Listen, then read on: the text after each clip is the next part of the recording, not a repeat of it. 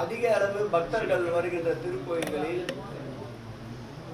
மருத்துவமனையை உருவாக்க வேண்டும் என்று வேண்டுகோளின்படி மாண்புமிகு முதலமைச்சர் அவர்கள் உத்தரவுக்கிணங்க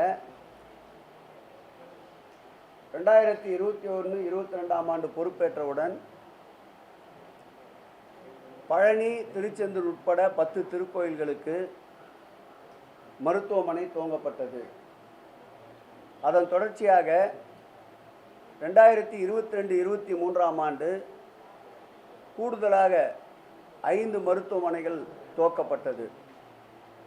2023-24 சட்டமன்ற அறிவிப்பில் தற்போது நாம் திறந்து வைத்திருக்கின்ற தம்புச்செட்டி தெருவிலே அமைந்திருக்கின்ற இந்த மருத்துவமனையும், மாசாணி அம்மன் திருக்கோயிலுக்கு என்று ஒரு மருத்துவமனையும், 2 மருத்துவமனைகள் இன்றைக்கு திறக்கப்படுகின்றன.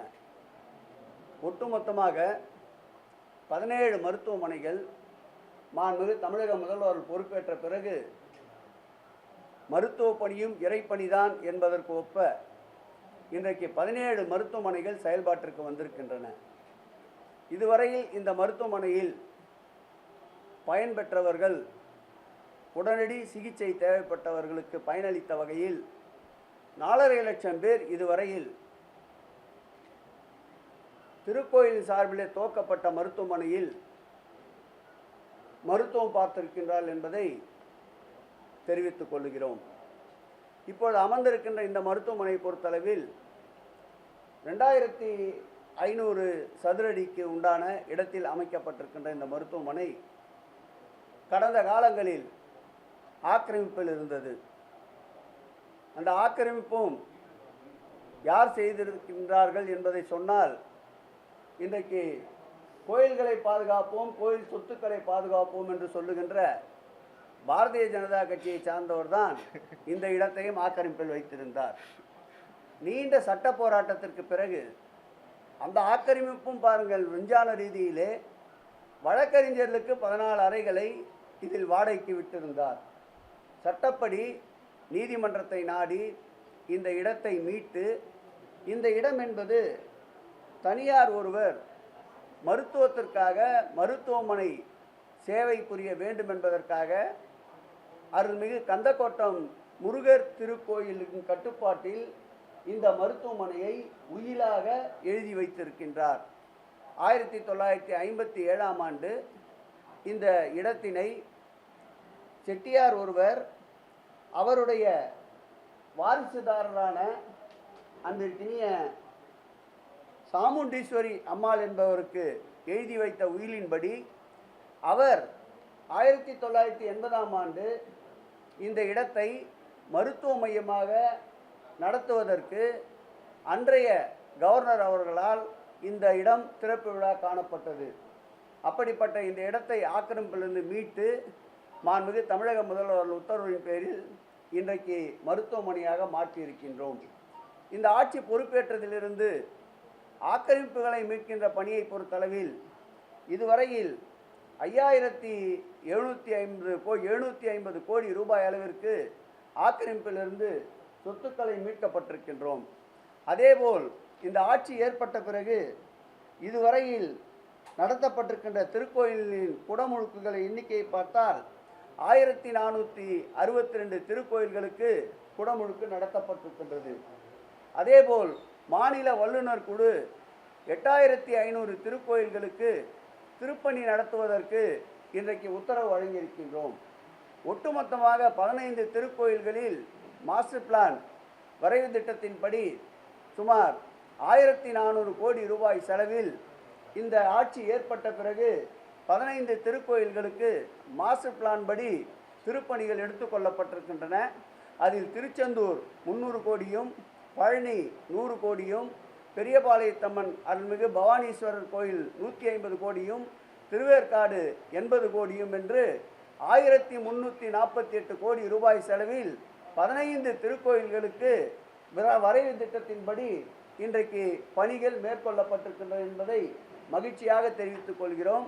இந்த ஆட்சி ஏற்பட்ட பிறகு இந்த மூன்று ஆண்டுகள் முடிவடைவதற்குள்ளாக 18,400 பணிகளை திருக்கோயிலே மேற்கொண்டு அந்த பணிகளை இன்றைக்கு பக்தர்களின் நலனுக்காக நடத்தி கொண்டிருக்கின்றோம் என்பதை மகிழ்ச்சியோடு தெரிவித்துக் கொள்கிறேன். இது போன்ற அறப்பணிகள் தொடர்ந்து இந்து சமய அறநிலையத்துறை சார்பில் தொடரும் என்பதையும் தெரிவித்துக் கொள்கிறேன்.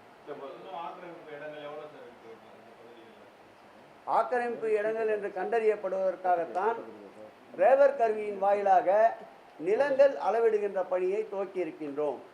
அதோடு மட்டுமில்லாமல் 38 வருவாய் மாவட்டங்களுக்கு ரெவென்யூ வருவாய்த்துறையிலிருந்து 38 தாசில்தார்களை இந்து சமய அறநிலையத்துறை பணிக்கு எடுத்துக்கொண்டு அதற்கு ஆண்டிற்கு 10 கோடி ரூபாய் இந்து சமய அறநிலையத்துறையின் சார்பில் அவர்களுக்கு உண்டான சம்பளத்தையும் வழங்கி கொண்டிருக்கின்றோம்.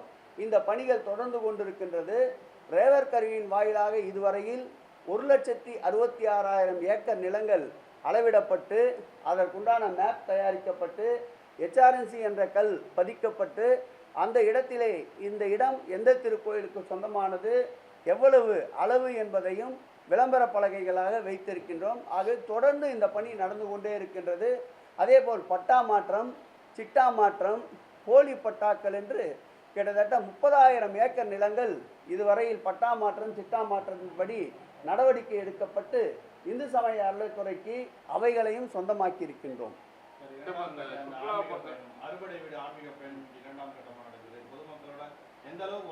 மிகப்பெரிய வரவேற்பு, அதிகமான டிமாண்டாக இருக்கின்றது.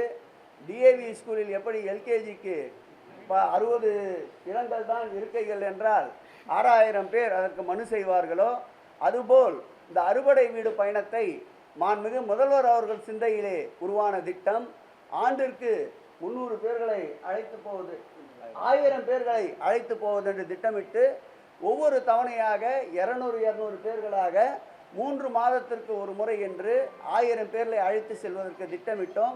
அதற்குண்டான நிதியை மாண்புமிகு முதலமைச்சரிடம் கேட்டபோது அதற்கு அரசின் சார்பிலேயே 1,48,00,000 ரூபாயை மானியமாக வழங்கியிருக்கின்றார்கள். பெரிய வரவேற்பு பெற்றிருக்கின்றது. முதல் கட்ட பயணம் 200 பேர் 6 படை வீடுகளையும் நிம்மதியாக இறை தரிசனம் செய்துவிட்டு அவர்கள் அளித்த மகிழ்ச்சியான பேட்டிகள் ஊடகங்களை கண்டோம். மகிழ்ச்சியை ஏற்படுத்தியிருக்கிறது. மேலும் உற்சாகத்தை அளிக்கின்ற வரையில் முதலமைச்சரிடம் கோரிக்கை வைத்து இன்னும் அதிகமான பக்தர்களை 6 படை வீட்டிற்கு கொண்டு செல்வதற்கு மாண்புமிகு முதலமைச்சர் அவர்களை அனுமதி கோரியிருக்கின்றோம். அவரும் அனுமதி வழங்குவார் என்பதை நம்முடைய பத்திரிகையினர் கூட கைத்தட்டுகின்றார். இது போன்றவருடைய ஆசையை நிறைவேற்றுகின்ற அரசு இந்த அரசு என்பது இதிலிருந்து தெரிகின்றது. அதேபோல் காசிக்கு ராமேஸ்வரத்திலிருந்து புனித யாத்திரை செல்பவர்கள் கடந்த ஆண்டு 200 பேர்களை மாண்புமிகு முதலமைச்சர் அவர்களுடைய பேருதவியால் அரசே முழுமையாக மானியம் வழங்கி ஏற்றுக்கொண்டு 200 பேர்களை காசிக்கு அழைத்து சென்றோம். இந்த ஆண்டு 300 பேர்களை அழைத்து செல்கின்ற பணி தற்போது நிறைவுறுகின்ற தருணத்தில் இருக்கின்றது. ஆகவே இது போன்ற ஆன்மீக பயணங்கள் அது எந்த பயணமாக இருந்தாலும் அதற்கு மாண்புமிகு முதலமைச்சர் அவர்கள் ஒப்புதல் தருவதோடு போதிய நிதியையும் அரசே மானியமாக வழங்குவது மாண்புமிகு திராவிட மாடல் ஆட்சியில்தான் என்பதை நான் தெரிவித்துக் கொள்கிறேன்.